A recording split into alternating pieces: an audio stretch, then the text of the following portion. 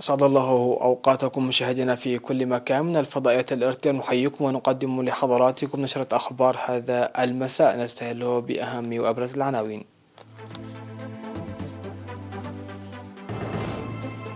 تشييع جثمان الشهيد المناضل الوزير ستيفانوس هبتي.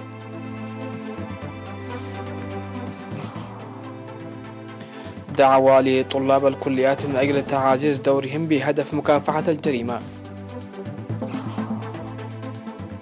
جهود تقوية الرعاية الاجتماعية في إقليم عنسبة. حرب أوكرانيا تشعل أسعار النفط أعلى مستوى منذ عقد. وزيرا الخارجية الإيراني والصيني يبحثان محادثات فيينا. والقضاء الياباني يدين مساعدا أمريكيا سابقا لكارلوس غوسن. أهلا بكم إلى تفاصيل النشرة. شيع عصر اليوم 3 مارس جثمان وزير التجارة والصناعة سابقا الشهيد المناضل ستيفانوس هبتي قبر مريم في مقبرة الشهداء بأسمرة بحضور الوزراء وكبار المسؤولين في الجبهة الشعبية الديمقراطية والعدالة والحكام وقادة الجيش. التحق المناضل ستيفانوس هبتي بصفوف الجبهة الشعبية لتحرير إريتريا في شهر مارس 1977، وخدم في مرحلة النضال في القوات المقاتلة وجهاز التعليم ومفوضية النقل وجهاز الاقتصاد، وبعد الاستقلال عمل مسؤولا لقسم المواصلات ومدير شركة المواصلات العامة ومسؤول النقل البري ومسؤول قسم التجارة ووزير التجارة والصناعة، وحتى وفاته مديرا للخطوط الجوية الإريترية. ووضعت في قبر الشهيد خلال مراسم الدفن أكاليل الزهور باسم وزارة المواصلات والاتصالات ووزارة الدفاع وأسرة الشهيد. وقد استشهد المناضل ستيفانوس هبتي الذي شغل منصب وزير التجارة والصناعة منذ يونيو 2010 وحتى سبتمبر 2014. استشهد في 2 مارس عن عمر بلغ 76 عاما جراء مرض ألم به. المناضل ستيفانوس هبتي متزوج وأب ل3 أبناء. وتعرب وزارة المواصلات والاتصالات عن بالغ حزنها لاستشهاد المناضل ستيفانوس هبتي، وتقدم تعازيها الحارة لأسرته ورفاقه المناضلين وزملاء العمل.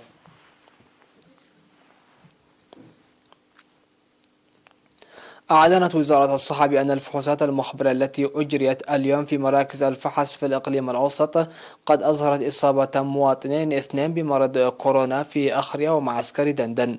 في غضون ذلك شفي 2 من المرض من الإقليم الأوسط، وبهذا بلغ عدد المصابين بفيروس كورونا في البلاد حتى الآن 9707، شفي منهم 9600 وتوفي 103 مريضا، فيما لا يزال 4 مرضى يتلقون العلاج بالمستشفيات.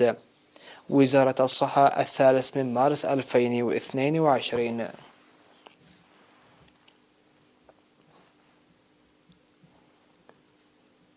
دعا قائد شرطة إريتريا العقيد محادي صقاي طلاب الكليات لتجنب الأفعال غير الأخلاقية والمخالفات والجرائم وتعزيز دورهم لمكافحة الجريمة.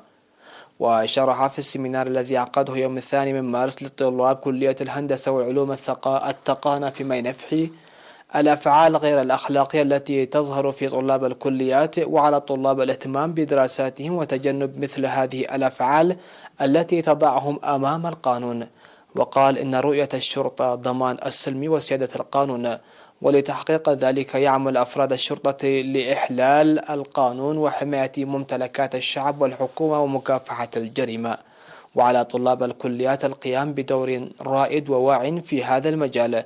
وفيما يتعلق بالحوادث المرورية، ذكر وقوع 2367 حادث مروري العام الماضي بارتفاع بنسبة 29% عن العام الذي قبله، وتسبب في مقتل 100 شخص وإصابة أكثر من 1300 بجروح وتدمير ممتلكات تقدر ب16 مليون نقفة. ودعا طلاب الكلية لتركيب شارات المرور للحد من حوادث المرور التي تقع في محيط الكلية وتنظيم مستمر لمثل هذه السيمينارات التنويرية.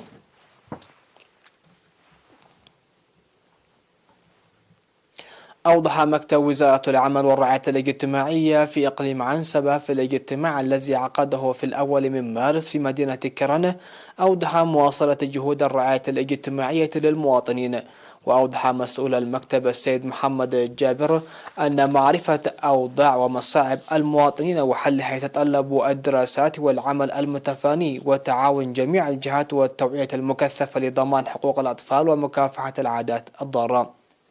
وذكر تقديم حوالي 14 مليون نقفة لإعالة أسر الشهداء عام 2021 إضافة إلى مبلغ 265,572 للأسر المحتاجة، وتقديم أكثر من مليون نقفة للأسر الراعية للأيتام، وتقديم أدوات الدراسة ل 1050 من المشردين وغيرهم.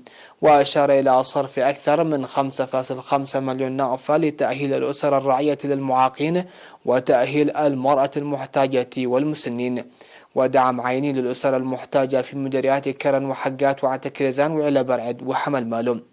وقال أن سيمينارات تنويرية عقدت في مختلف المديريات لرفع الوعي بقضايا حقوق وسلامة الطفل والهجرة غير القانونية وأضرارها والعادات الضارة وتأثيرها، وأهمية توثيق شهادات الميلاد.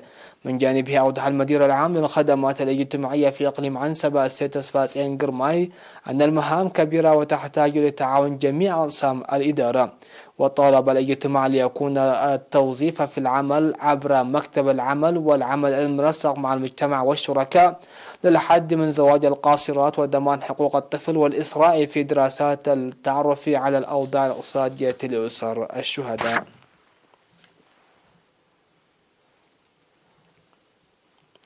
دعا الاجتماع التقييمي للعملية التعليمية في مديرية قندع للدفع بجهود تقوية التعليم.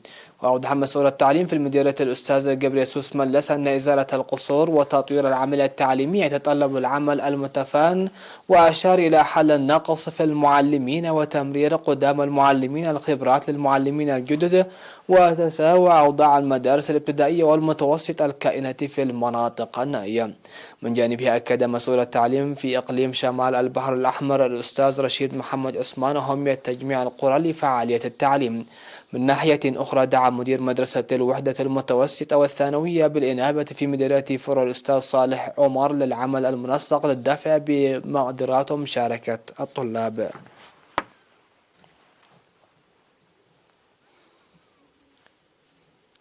كرم سكان بلدة شامبيقو أعضاء شركة بالدهى للإنشاءات العامة العاملين في البنى التحتية على طرق بارنتو شامبيقو مندفرة. وأوضح السكان بأن أعمال البنية التحتية التي يقوم بها العاملون في الشركة حتى الآن خلقت الارتياح في حياتهم، مشيرين إلى أن الأعمال التي يقوم بها أعضاء الشركة ومشاريع البناء الأخرى تدفع لتطوير منطقتهم. وذكر أعضاء شركة بالدهى للإنشاءات العامة أن التكريم الذي قام به سكان بلدة شامبيقو يمنح القوة والمعنوية، مقدمين شكرهم.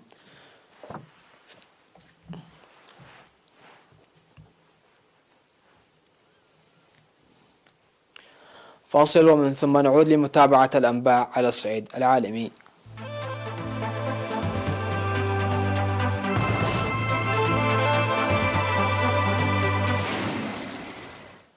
أهلا بكم. على الصعيد العالمي حلقت أسعار النفط لتصل إلى $120 للبرميل الواحد في أعلى مستوى لها منذ 10 سنوات بفعل العقوبات الأمريكية الجديدة على شركات تكرير روسية على خلفية الحرب في أوكرانيا، وكذلك اضطرابات الشحن وانخفاض مخزونات الخام الأمريكية.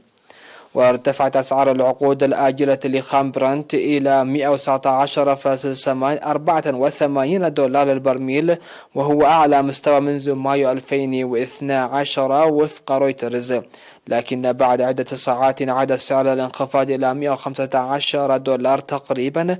ورغم ذلك يظل الرقم مرتفعا للغاية مقارنة بأرقام السنوات الماضية. وجاءت مكاسب النفط بعد أحدث حزمة من العقوبات الأمريكية على قطاع التكرير في روسيا، مما أثار مخاوف من أن تكون صادرات النفط والغاز الروسية هي التالية التي ستستهدفها العقوبات. وقرر تكتل أوبك بلس الذي يضم الدول الأعضاء في منظمة البلدان المصدرة للبترول أوبك وحلفائها ومنهم روسيا عدم زيادة الإنتاج عن المقدار المتفق عليه في اتفاق الإنتاج.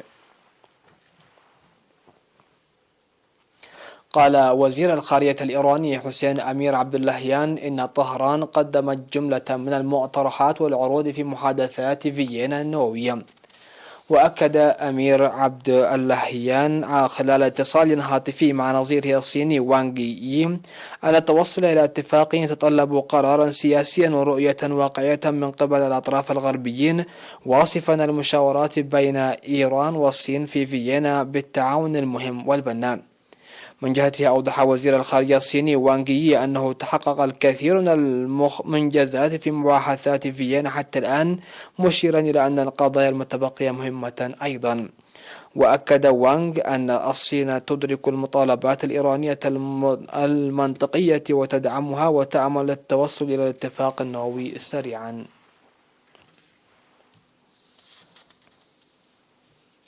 الخبر الأخير في هذه النشرة: أصدرت محكمة في طوكيو بالسجن لمدة 6 أشهر مع وقف التنفيذ على الأمريكي جرينك كيلي المساعد السابق لكارلوس غوسني في شركة نيسان بعد ما أدانته بتهمة اختلاس الأموال.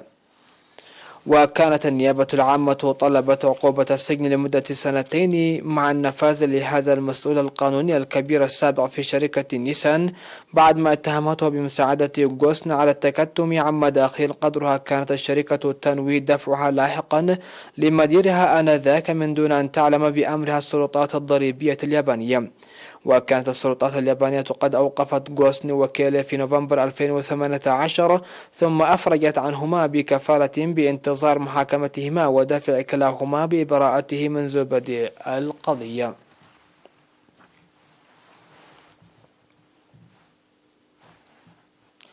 ختام النشر هذا تذكير بأهم ما جاء فيها.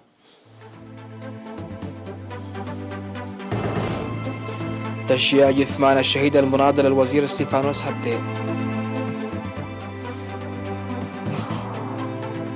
دعوة لطلاب الكليات من أجل تعزيز دورهم بهدف مكافحة الجريمة.